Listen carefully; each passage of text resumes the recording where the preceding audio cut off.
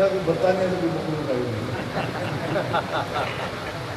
تم معاشرے سے الگ تھلگ نظر آ رہے ہو, خود کو قومی دھارا کہتے ہو, اور ہم عوام کے رنگ میں زندگی گزار رہے ہیں, ان کی صفوں میں زندگی گزار رہے ہیں.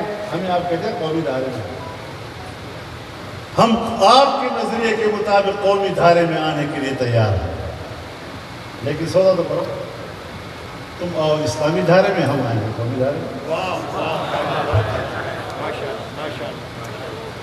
یہ کیا پاکستان ہے؟ اپنے آپ کو اسلام یعنی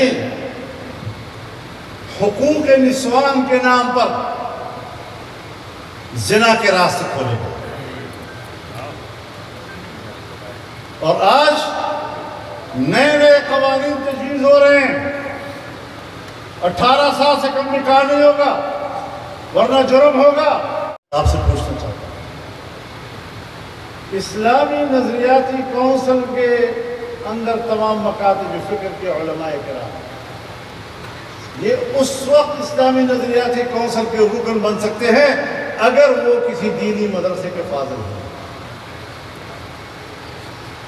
اب اگر مدرسہ ہی نہ رہا یا مدرسے کا وہ نصاب ہی نہ رہا جس کو پڑھنے کے بعد اس کا کرائٹیریا بنتا ہے, اس کی ایک صلاحیت و استعداد بنتی ہے کہ وہ اسلامی نظریاتی کونسل کا ممبر بن سکے, آپ بتائیں کس تضاد کا شکار.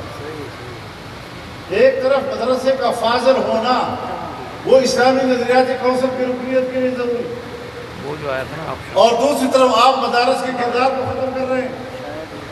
اس کا معنی یہ ہے کہ ملک کے اندر کوئی ایسا بند دفتر نہ ہو کہ وہ اسلامی نظریاتی کونسل کا ممبر ہو.